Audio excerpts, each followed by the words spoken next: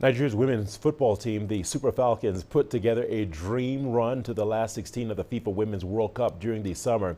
It underlined their current supremacy on the continent, answering their critics in style after they were dethroned by South Africa as continental champions a year earlier. The Super Falcons' heroics saw them crowned Women's African Team of the Year. CGTN's Deji Badamosi reports. The Super Falcons were all but written off before the beginning of the World Cup in Australia and New Zealand, and for good reason. The team's performance leading up to the World Cup had been anything but impressive, losing almost all of their preparatory matches before the global tournament. They were also eliminated in the quarter-final stage of the 12th African Women Cup of Nations by a less fancied Morocco team in 2022. Off-field, the team battled several issues, including complaints over alleged unpaid bonuses and a public spat between the coach and the Nigeria Football Federation. But it was a completely different Super Falcons that turned out at the World Cup, going all the way to the round of 16 before gallantly falling to England through penalties.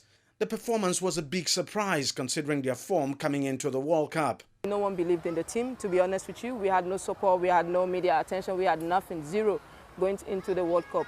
But at the end of the day, after the first, second game, everyone started coming up and all of that. It turned out that the team played better without having to think or worry about what the people are saying about them or criticism or whatever, you know. In a way, you can say all the negativity leading to the World Cup, fire them up, fire the coach up, fire the Falcons up, and they put up the performance that we saw. The talent's never been in doubt. It was just a case of, they were not particularly impressive at the WAFCON where they came fourth, but you knew that it was problems off the pitch. That was really the problem of the team. The off-field troubles of the team are far from over. At the moment, the Falcons have no substantive coach. In spite of that, the team has been on a fantastic run and is on the verge of qualifying for both the next WAFCON and Olympics. We are not even sure right now who would be our coach at the women's AFCON and of course the Olympics. There's the case of Randy Waldrum, who was the coach at the World Cup and who has been the coach for the past, say give or take 2 years, and the interim manager Mudugu, who is currently managing things in the absence of Randy Waldrum. We are hoping that whoever it might be, this team will continue to fly on the level that they are right now. The team is still mainly built around the players who went to the World Cup, but new call-ups have also been made, and confidence is now high. If everything is done right, we have a really good team. We have a team that can actually compete with anyone in the world. The world saw that during the last tournament, and if we can keep the girls together, we have a very good young squad.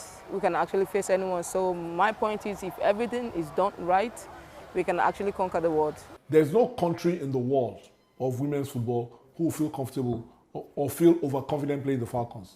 You will always play the Falcons with a lot of respect, knowing that they can beat anybody. I think that's how good they are, and I think hopefully they'll get back to their best. It's all looking good for the Super Falcons at the moment. Results are going the team's way, and if everything continues to hold together off the field, then the good moment from the World Cup this year can continue on to 2024.